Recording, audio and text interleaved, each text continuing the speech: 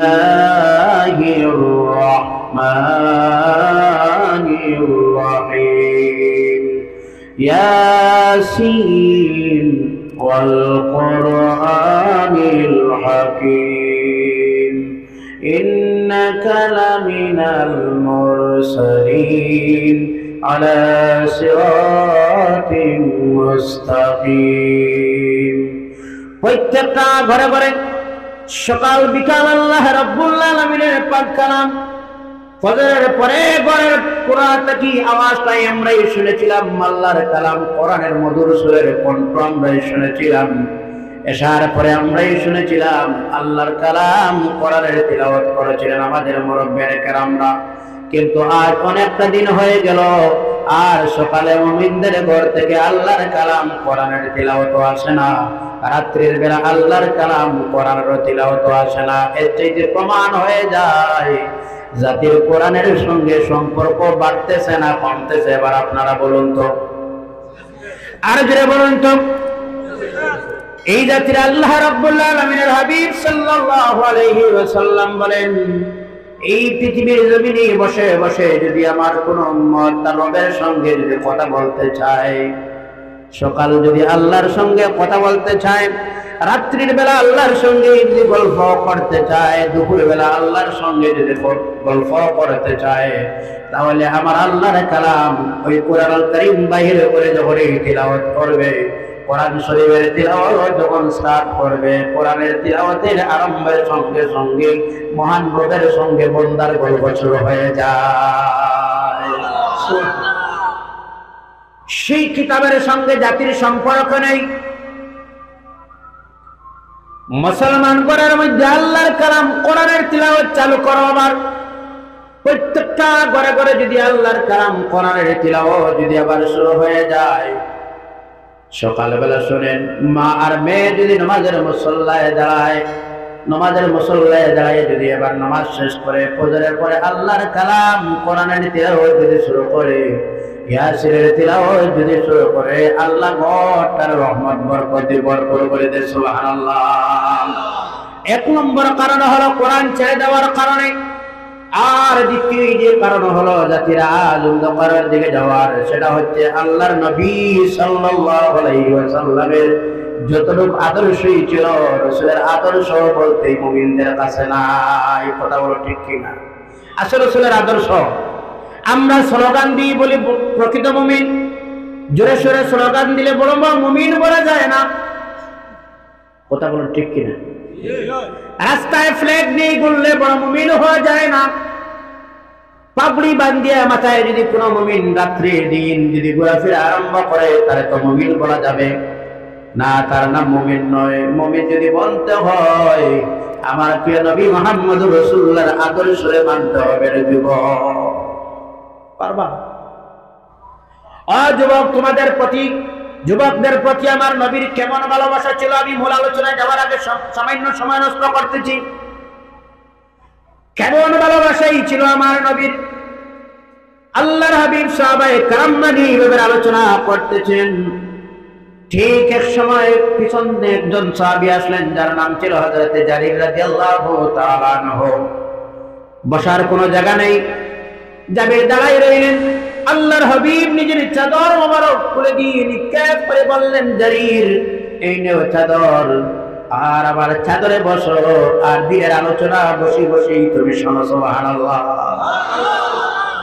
আল্লাহর হাবিবের চাদর নিলেন জারীর হাতের মধ্যে, নিয়ে চুমু দিয়ে বললেন, আকরামাকাল্লাহু কামা আকরামতানি। সুবহানাল্লাহ। আল্লাহ রাব্বুল আলামিন আপনার যেন আরো সম্মান বাড়িয়ে দেয়, যেমন আপনি আমার ইজ্জত দিলেন। হুজুর, আপনার চাদর মোবারকে বসার মতো পৃথিবীতে তো কোনো মায়ের সন্তান নেই। আল্লাহু আকবার। এত ভালোবাসতেন আমার নবী। ইসলাম প্রতিষ্ঠিত হলো, ইসলাম ঘরে ঘরে পৌঁছল, ইসলাম এতটুকু উন্নত হলো, একজন বয়স্ক মানুষ ময়দানে ছিলেন না, সবাই ছিলেন তরুণ যুবকেরা। ইসলামের জন্য নিজের স্ত্রী বিধবা করে দিলেন, ইসলামের জন্য নিজের সন্তানকে বাবা হারায় করে দিলেন। এই ইসলামের জন্য শোনায় অবাক হবেন আপনারা। হযরতে বিলাল ছিলেন নবীজি সাল্লাল্লাহু আলাইহি ওয়াসাল্লামের মসজিদের মুয়াজ্জিন। নাম জানা আছে আপনারা? আমি আলোচনা করব পরে, একটু ফ্রেশ হন আপনারা। কতর না তোর না হযরতে বিলাল আযানের সময় যখন বলা হয় হাইয়া আলাস সালাহ, কি বলা হয়? এর মানে হচ্ছে আসো নামাজের জন্য, আও নামাজ কে লিয়ে, আসো নামাজের জন্য। বিলালের জবানের শব্দ বদলে গেল হাইয়া আলাল জিহাদ, শব্দটা আসো ময়দানে যাওয়ার জন্য। সুবহানাল্লাহ বলবেন না? মদিনার গলিতে গলিতে দৌড় আরম্ভ করে দিলেন বিলাল, আর মুখে ওই শব্দ বাইর হয়। স্বামী আর স্ত্রী একই সঙ্গে বসে মধুর ভাবে গল্প করতেছেন। যখন সেই বিলালের মধুর আওয়াজটাই কানে পৌঁছে স্ত্রীর কানে, স্ত্রী তার স্বামীর হাতে ধরে বলে, স্বামী আর ঘরে বসার সময় নয়, চলে যাও বিশ্ব নবী মুহাম্মদ রাসূলুল্লাহর কদম মোবারক। সুবহানাল্লাহ। মা তার সন্তানের হাতে ধরে বলে, না বাবা, আর ঘরে বসি থাকার সময় নয়, চলে যাও নবীজির দরবারে। কিন্তু সবাই জানে জিহাদের ময়দানে গেলে আসতেও পারে আবার না আসতেও পারে, কথা বলো ঠিক কিনা? স্ত্রী তার স্বামীর হাতে ধরে বলে, আল্লাহর হাবিবের সামনে গিয়ে বলে, ইয়া রাসূলুল্লাহ, ইয়া হাবিবাল্লাহ, আমি আপনার স্বামীকে দিয়ে দিলাম। মা তার সন্তানের হাতে ধরে বলে, হুজুর, আমার সন্তান দিয়ে দিলাম। সেই সময়ের একটি ঘটনা বলে শোনেন। একজন মহিলা ছোট তার সন্তান কোলে নিয়ে আল্লাহর নবীর দরবারে গিয়ে বললেন, হুজুর, আমার বাচ্চাটা দিয়ে দিলাম। হাদিস সাক্ষী আল্লাহর নবী সাল্লাল্লাহু আলাইহি ওয়াসাল্লাম একবার সেই মায়ের চেহারার দিকে আর একবার ওই বাচ্চার চেহারার দিকে দেখতেছেন। আল্লাহর হাবিব রাসূলের চোখ মোবারক থেকে পানি মোবারক বাইর হয়ে যায়, আল্লাহর হাবিবের দাড়ি মোবারক ভিজে যায়। আল্লাহর হাবিব বললেন, মা, সেই সন্তানটা কি কাজে লাগবে? সেই মহিলা বলেন, ইয়া রাসূলুল্লাহ, ইয়া হাবিবাল্লাহ, সেই সন্তান তো কোনো কাজে লাগবে না, আমি এটাও ভালো বুঝতেছি।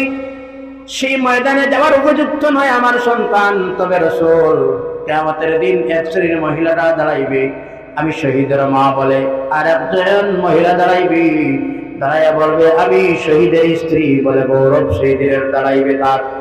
ইয়া রাসূলুল্লাহ, আমার তো স্বামীও নেই, আমার বড় কোনো সন্তান নেই, এই ছোট বাচ্চারা আপনার কদম মোবারকে দিয়ে দিলাম, এটা কি কাজে লাগবে? আল্লাহর হাবিবের সামনে মহিলা বলেন, হুজুর, যখন বিপক্ষটাকে বিধর্মীরা যখন তীর নিক্ষেপ করা আরম্ভ করবে, আমার ছোট বাচ্চাটারে সেই দিন ডাল হিসাবে ব্যবহার করে নেবেন আপনি। ইয়া রাসূলুল্লাহ, আমার ছোট বাচ্চার একদিকে তীর ঢুকে অন্যদিকে যদি বাইরে হয়ে যায়, ডাল হিসাবে ব্যবহার করবেন, আপনার নূরের শরীর মোবারকে যেন তীরের আঘাতটা না লাগে। আল্লাহু আকবার। আল্লাহর হাবিব সাল্লাল্লাহু আলাইহি ওয়াসাল্লামের সামনে বললেন, এমনি অবস্থায় যদি আমার বাচ্চারা শহীদ হয়েও যায়, কিয়ামতের দিন আমি তো একজন শহীদের মা বলে আল্লাহর সামনে দাঁড়াইতে পারবো। সুবহানাল্লাহ। ভাইজান, এই পৃথিবীতে যুবক সমাজ যদি সঠিক রাস্তায় এসে যায়, গোটা পৃথিবীর মানচিত্র বদলে দিবে। এরা কথা বলো ঠিক কিনা? যুবকরা যা চায় তা করতে পারে, পারেনি না? না, স্ট্যান্ড আছে, তাকত আছে, কওয়াত আছে শরীরে, এরা চাইলে অনেক কিছু করতে পারবে। পারবে কিনা? একটু জোরে বলুন, পারবে কিনা? এরাই সব পারবে। এজন্য আমার বিষয় যেটা হলো জান্নাত আর জাহান্নাম নিয়ে আলোচনা হবে। শুনবেন নি আপনারা? আর যারা বলেন শুনবেন নি? এই পৃথিবীটা কি যখন মানুষ চলে যায় তার দুইটা স্থান হয়। কয়টি স্থান? মানুষ যখন কবরের মধ্যে যখন রাখা হয়, রাখার পরে বাবা আমার শুনো, তার জন্য জায়গা হয়ে যায় জান্নাত। কবরটা হয় তার জন্য জাহান্নামের গেলা না হয়ে তার জন্য জান্নাতের টুকরা। সুবহানাল্লাহ। অন্ধকার কবরে যাওয়ার প্রোগ্রাম আসেনি না নাই? আরো জোরে বলো, আছে আসেনি না নাই? আসেনি না নাই? সে কোন দিন সেই পৃথিবী ছেড়ে যাইতে লাগবে এটা জানার কোন সিস্টেমেটি আপনার আমার কাছে আছে? তো পৃথিবীতে আসার সিস্টেম সিরিয়াল আছে, কিন্তু বাবা জান পৃথিবী থেকে বিদায় নেওয়ার কোন সিস্টেম সিরিয়াল না। আছে? কোন সিরিয়াল আছে পৃথিবী থেকে যাওয়ার? বাবা দেখা যায় প্রায় সময় অসুস্থ, যেমন বিছনায় বাবা তেমন বাবা বিছনায় রয়েছেন, সন্তান আবার পৃথিবীর থেকে বিদায় নিছে, আছেন না নাই? আজকের এক ঘটনাই শুনেন, স্যারের জানাজা পরে আসতে গিয়ে রাস্তায় স্টুডেন্টরা বাবার শহীদ মারা গেল। স্যারের জানাজায় স্যার বিদায় দিয়ে রাস্তায় আবার আসার লগে লগে ছাত্ররাও বিদায় নিল। আমরা দেখি সেই পৃথিবীর নমুনা, প্রায় সময় দেখা যায় দাদার কান্দে নাতির লাশ নিয়ে কবরস্থানের দিকে রওনা করে, বলো ঠিক না? এই জন্য যাওয়ার কোনো সিস্টেম নাই পৃথিবীতে, আবার তো একটা নিয়ম সিস্টেম আছে না নাই? কবরে যাওয়ার প্রোগ্রামটা আছে না নাই? আরো জোরে বলো, আছে না নাই? কোন দিন যাওয়া লাগবে জানা আছে এটা? যদি পৃথিবীর মানুষ জানতো আমার অনেক দিন মত উজু বানাইয়া পবিত্র হয়ে কোরআন সামনে রেখে আল তিলাওয়াত করতো, কথা বল ঠিক কিনা? যাওয়ার কোন নিয়ম, যাওয়ার কোন টাইম, যাওয়ার কোন কিছু দায়িত্ব করা আমরা জানি না, জানিনি আমরা, সব আমাদের আলালে, কিন্তু আমরা মানতে হয় রব যেদিন ডাক দিবে সেই দিন পৃথিবীর কোন শক্তি তোমার এবং আমারে আটকাইতে পারবে না। যাইতে লাগবে যে জায়গায়, সেই জায়গার নাম হলো কবর। কবরে লাইট আছে তো? আরে জোরে বলো, বাল্ব আছে তো? এসি আছে, বেড আছে, পালং বক্স পালঙ্গ আছে, কোনো কিছুই নাই, আন্দারে গাড়ায় কবরের মধ্যে যখন ডাকা হয় আপনারে এবং আমারে, ডাকার সময়তে বলা হয় বিসমিল্লাহি, আর জোরে বলো না বিসমিল্লাহি। আল্লাহর হাবিবের পরিচয় দিয়ে বলা হয়, মাটিরে এমন তোমার সামনে যে মানুষটাকে রাখলাম সেই মানুষ হলেন মুহাম্মদুর রাসূলুল্লাহ সাল্লাল্লাহু আলাইহি ওয়াসাল্লামের দলের মানুষ। এই বলে মাটির সামনে আপনারা আমার যখন রাখা হয়, আল্লাহর হাবিবের হাদিস হলো তাকে আওয়ার সঙ্গে সঙ্গে একজন ফেরেশতা আছে, একজন মাত্র আছে প্রথমে। আওয়ার লগে লগে এই জীবনের মধ্যে মানুষ যা করেছিল ওইসবের আমল নামার আই কার্ডের মতো একটা কার্ড তার গোলাতে ঝুলাইয়া রাখা হয়ে যায়। এখনো সওয়াল যাওয়ার পরিষ্কার নয়, কথা শুনবেন? কষ্ট লাগে না তো আপনারা? যেমন ইংলিশ মিডিয়াম স্কুলে এমনি ভাবে একটা কার্ড রাখা হয়, সেই কার্ডের মধ্যে গোলাম পৃথিবীতে যা করেছিলাম আমরা সবটুকু সেখানে লিপিবদ্ধ আছে।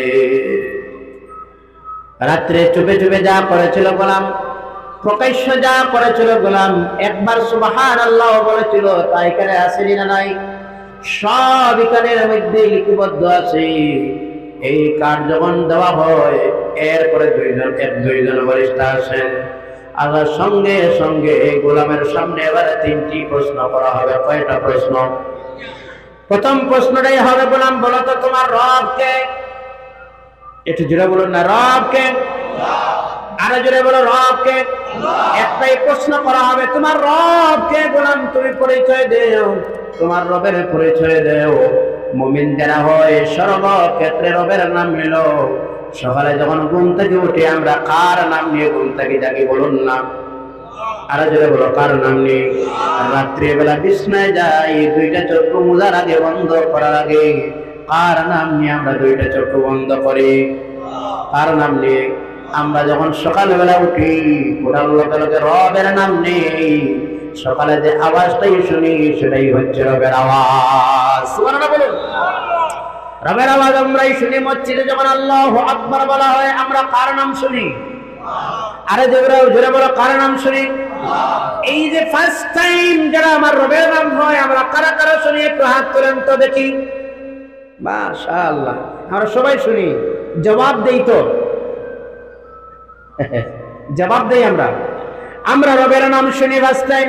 আল্লাহু আকবার, আল্লাহু আকবার, আশহাদু আল্লা ইলাহা ইল্লাল্লাহ, আশহাদু আল্লা ইলাহা ইল্লাল্লাহ বলে, আশহাদু আন্না মুহাম্মাদুর রাসূলুল্লাহ বলে আমরা কার নাম শুনি? রবের নাম আমরা শুনি। সকালবেলা হয় রবের নাম শুনি, দুপুরের বেলা হয় রবের নাম শুনি, আবার আসরের সময় হয় রবের নাম শুনি, যখন সূর্য ডুবে যায় তখন ডোবার সঙ্গে সঙ্গে রবের নাম শুনি। ঘুমাইবার আগে রবের কুদরতের কদমে সিজদা দিয়ে আমরা বিছনায় যখনই আবার চলে যাই, রবের নাম নিয়ে বিছনায় চলে যাই। এজন্য যাদের জবানে হরকন কন্টিনিউ নন স্টপ দিবে এবং রাত্রির বেলা চলবে রবের নাম, এদেরকে যখন কবরের মধ্যে প্রশ্ন করা হবে মার রব্বুক, এরারে যখন প্রশ্ন করা হবে দেরি করবে না, সঙ্গে সঙ্গে জবাব দেবে রব্বি আল্লাহ, আমার রব হলেন আল্লাহ। এটা জোরে বলুন না সুবহানাল্লাহ। আমার রব কে? আল্লাহ। মুমিন যারা হয় তারা যখন বলবে আমার রব আল্লাহ, কারণ যখন খানা পিনা যখন মুখের মধ্যে দিয়েছিল রবের নাম নিয়েছিল, ঘুম থেকে যখন জেগেছিল রবের নাম নিয়েছিল, বিছনায় যখন গিয়েছিল তখন রবের নাম নিয়েছিল, ফার্স্ট টাইম রবের কুদরতের কদমে সিজদাও দিয়েছিল। এজন্য তার প্রশ্নের জবাবটা কঠিন হবে না, সঙ্গে সঙ্গে বলবে রব্বি আল্লাহ, আমার রব হলেন আমার আল্লাহ। যারা সিজদাই দেয় না, রবের নাম নেয় না, এদেরকে যখন প্রশ্ন করা হবে মার রব্বুক, গোলাম বলো তো তোমার রব কে, সেই সময় এই মানুষটা বলবে হা হা হা লা আদ্রি লা আদ্রি, হা হা হা, কি বলো তুমি জানি না, আই ডোন্ট নো, আমি জানি না, কি বলো আমি তো কিছুই জানি না। ফেরেশতারা বলবেন এটারে আর কোনো প্রশ্নই করার প্রয়োজন হয় না, এবার নালিশ দাও, ডান্ডা লাগাও, ঠিক কিনা? আমার ভাইরা যখনই আবার মুমিনদের কি প্রশ্ন করা হবে মাদ্দিনুক, তোমার ধর্ম কি, কোন ধর্মের মানুষ তুমি, ইহুদ না খ্রিস্টান না নাসারা না মুসলিম না ইসলাম, কোন ধর্মের মানুষ তুমি, তোমার ধর্মের নাম কি? যারা ইসলামের নিয়ম কানুন মেনে চললো, জীবনটা ইসলামের রঙে রঙ্গিত করলো, ইসলামের লেবাস পরিধান করলো, ইসলামের চরিত্রবান হলো, সেই মানুষটা সঙ্গে সঙ্গে জবাব দিয়ে বলবে দীনি আল ইসলাম, আমার ধর্মের নাম হলো ইসলাম। জোরে বলেন সুবহানাল্লাহ। কবরের প্রশিক্ষণ চলছে, আওয়াজ দিয়ে বলুন দীনি আল, একটু জোরে বলুন দীনি আল। এবার যখন ফাইনাল প্রশ্ন হবে, এটার উপরে দাঁড়াদার করবে সবটুকু জান্নাত আর জাহান্নাম গুলাম, এটাই ফাইনাল হবে।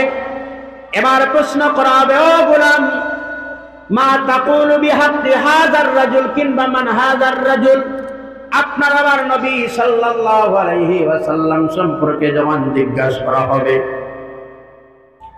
নবী সম্পর্কে কি বলতে চাও, তোমার কি ধারণাটাই ছিল, তোমার কি ধারণা গোলাম বলো তো, এখন ধারণা নাই, ধারণা কি ছিল? যারা নবীর দেওয়ানা, যারা নবীর আশিক, যারা স্লোগান দেয় শুধু তারা নয়, যারা প্র্যাকটিক্যাল নবীরে মহব্বত করে, নবীরে ভালোবাসে, যারা নামাজ ছাড়ে না, বলে নামাজের জন্য, নামাজ প্রতিষ্ঠিতর জন্য উহুদের ময়দানে দান শহীদ করেছিলেন আমার নবী। আজ যুবকেরা শুনো, আমার আল্লাহর হাবিব যখন বিদায়ের সময় হয়ে যায়, অসুস্থ বিছনায় আল্লাহর নবী সাল্লাল্লাহু আলাইহি ওয়াসাল্লাম, সাহাবায়ে কেরামরা মসজিদের মধ্যে ইন্তজার অপেক্ষায় আসেন, নামাজের জন্য রাসূল যাবেন। কিছুক্ষণ অপেক্ষা করার পরে আল্লাহর হাবিব যখন গেলেন না, আবু বকরের ইমামতিতে সাহাবায়ে কেরামরা নামাজ আরম্ভ করে দিলেন। আল্লাহর হাবিব মা আয়েশারে বললেন, আয়েশা রে, ঘরের দরওয়াজার স্ক্রিনটা একটু সরাও তো দেখি। আয়েশা যখন এইভাবে স্ক্রিন সরাইলেন, সরানোর সঙ্গে সঙ্গে মসজিদের জামাতের দিকে দেখলেন রাসূলের চক্ষু মোবারক তাকিয়ে সঙ্গে সঙ্গে পানি বাইর হওয়া শুরু হয়ে যায়। আয়েশা বলেন, ইয়া রাসূলুল্লাহ, কেন কাঁদলেন? কান্দার কারণটাই বুঝলাম না। জবাব দিলেন, আয়েশা রে, তুমি শোনো, এটা আমার সুখের দুঃখের নয়, সেই তন্দনটাই হচ্ছে আমার সুখের। জুড়ে বলেন সুবহানাল্লাহ। আয়েশা তুমি শোনো, এই জামাত প্রতিষ্ঠিত করার জন্য তাইফের মাঠে গেলাম রে আয়েশা। আয়েশা তুমি শোনো, উহুদের ময়দানে গেলাম, দান শহীদ করলাম, পাথর ইটায় খাইলাম, সেই জামাতটা প্রতিষ্ঠিত করার জন্য। আজ আমার মনে আনন্দই লাগলো, আমি বিগনে আমার উম্মতরা এইভাবে জামাত প্রতিষ্ঠিত করবে। ও যুবক, এই রাসূলের পাথরে ইটা খাওয়া, জামাত প্রতিষ্ঠিত করা, মসজিদে আযান চলে যুবকরা মসজিদের দ্বারে গেমস খেলা, কথা বলা ঠিক কিনা? রাসূলের প্রতিষ্ঠিত জামাত, এবার বলুন তো রসুলের আমরা পক্ষে রইলাম না বিপক্ষে গেলাম? কথা বলুন, একটু জোরে বলুন, পক্ষে গেলাম না বিপক্ষে গেলাম? আমার রসুল যে জামাত প্রতিষ্ঠিত করার জন্য উহুদের ময়দানে গেলেন, দান মোবারক শহীদ করলেন, পাথরের ইটা খাইলেন, সেই জামাত মসজিদে চলে আর আমরা মসজিদের কিনারায় গেমস খেলি, বলো ঠিক কিনা? এজন্য আমার ভাইয়েরা রসুলের বিপক্ষে হয়ে কিয়ামতের দিন রসুলের সামনে এই চেহারাটা কিভাবে দেখাই রে ভাই? এই মুমিন যারা হবে, ইমানদার যারা হবে, তাদেরকে যখন প্রশ্ন করা হবে মা তাকুলু বিহাযার রাজুল কিংবা মান হাযার রাজুল, নবী সম্পর্কে যখন প্রশ্ন করা হবে, ইমানদার যারা নবীর আশিক উম্মত যারা, তারা সঙ্গে সঙ্গে বলবেন ফেরেশতারা রে, আর প্রশ্ন করার কারণ নাই, তিনি আমি গুনাহগারের কান্ডারি নবী, তিনি কমনিওয়ালা নবী মুহাম্মদ আরবি সাল্লাল্লাহু আলাইহি ওয়াসাল্লাম, বলেন সুবহানাল্লাহ। তিনি আমার নবী, আর প্রশ্ন করার কারণ নেই, তিনি আমার আকা, তিনি আমার মদিনাওয়ালা। সুবহানাল্লাহ বলুন না। এরাই উত্তর দিবে তিনি আমার মদিনাওয়ালা। তখন ফেরেশতারা বলবেন নাম কান্নাউমাতিল আরুস, ও আল্লাহর বান্দা ঘুমাও ঘুমাও ঘুমাও ঘুমাও ঘুমাও। যেমন প্রথম রাত্রে স্বামী এবং স্ত্রী ঘুমাইয়া চলায়, কোনো মানুষ ডিস্টার্ব দেয় না, এমনি ভাবে আরামসে ঘুমাও, তোমাকে আর কোনো ডিস্টার্ব দেওয়া হবে না। আমার ভাইয়েরা শুনো, আন আব্দুল্লাহ ইবনে উমর আন্না রাসূলুল্লাহ সাল্লাল্লাহু আলাইহি ওয়াসাল্লাম قال إن أحدكم إذا مات ورد عليه مقعده بالغداة والعشي। আল্লাহর নবী সাল্লাল্লাহু আলাইহি ওয়াসাল্লাম বলেন, যখন মানুষ মারা যায়, মারা যাওয়ার পরে যখন কবরের মধ্যে মানুষটারে রাখা হয়, সকাল আর বিকাল ওই মানুষটারে দেখানি হয়, এইটাই তোমার ঠিকানা, এটাই তোমার ঠিকানা, এটাই তোমার আসল জায়গা। আল্লাহু আকবার বলেন না? আচ্ছা শোনেন তো, একজন মানুষে ভালোভাবে যদি একটা জায়গায় দাঁড় করাইয়া আর ভালো একটা গোল্লা তাও করে যদি কিছুক্ষণ পরে দেওয়া হয়, ওই দেখে একটু গোল্লা আছে দিমু, মানুষটা আরামে আছে না একটু কষ্ট লাগবে? কথা বল না, একটু তাওবা যদি কোনো মানুষ করে, যদি এই দিকেও দাঁড় আর এই গোল্লা এটা দিয়ে তোমার দান, তখন মানুষটা একটু আরামে আছে তো? জান্নাতি মানুষ যারা আছে, জাহান্নামী মানুষ কবরের মধ্যে যে মানুষটা রাখা হয়, মানুষটা যদি জান্নাতি হয়, তারা দেখানি হবে, ও আল্লাহর বান্দা, এই তোমার জায়গা, তোমার জান্নাত, এখান তোমার জায়গা নয়। সে মানুষটা মনে মনে সে কবরের মধ্যে থাকবে আর মনে মনে কথাটা ভাববে যে আরামসে আছে, আহারে ফেরেশতারা সুসংবাদ দিবে, গোলাম এই তো সামান্য আরাম, এর চাইতে হাজার হাজার গুণ মূল আরামের জায়গায় তো রয়ে গেছে, এই দেখো তো তোমার জন্য জান্নাত। আরো জোরে বলুন না সুবহানাল্লাহ। সেই মানুষটা এই জান্নাতের কবরের মধ্যে একটু আরাম মিলতেছে, এই আরামে বুঝবে বোধহয় জান্নাতে পৌঁছে গেছে সে। এই যে আরাম, সেই আরামেও ভাববে বোধহয় আমি তো পৌঁছে গেছি, আমার জন্য এটাও সাফিসিয়েন্ট, মনে মনে ভাববে এটা। ফেরেশতারা বলবে ন, এটা নয়, তোমার মনে হয় হচ্ছে ওইটা। এখন তো একটু রেস্ট হাউসে আছে, সুবহানাল্লাহ বলেন না?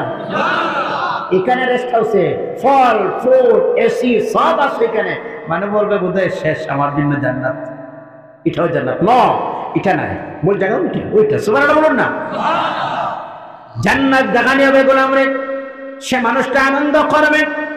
আর যে মানুষটা ইন কানা মিন আহলিল জান্নাতি ফামিন আহলিল জান্নাহ ওয়া ইন কানা মিন আহলিন নারি ফামিন আহলিন নার, যদি মানুষটা জাহান্নামী হয়, ওই মানুষটা জাহান্নামী মানুষ রে, তার জাহান্নামের স্থান দেখানো হবে। এই গোলাম, এই নাও তোমার জাহান্নামের জায়গা, এটাই তোমার জায়গা, এটাই তোমার জায়গা। সে ভাববে কবর থেকে, এখন যে শাস্তির মধ্যে আছি, ও তো জাহান্নামে পৌঁছে গেছি। সে ভাববে এই যে বর্তমানে যে জায়গায় আছি, ইখানের শাস্তি বুঝিয়া হে মনে মনে ভাববে বোধহয় ও আমার শাস্তি চলে। ফেরেশতা বলবে না, এটা তো সামান্য একটু একটু একটু একটু বাপ, মূল বইছে এখনো সামনে, বাপ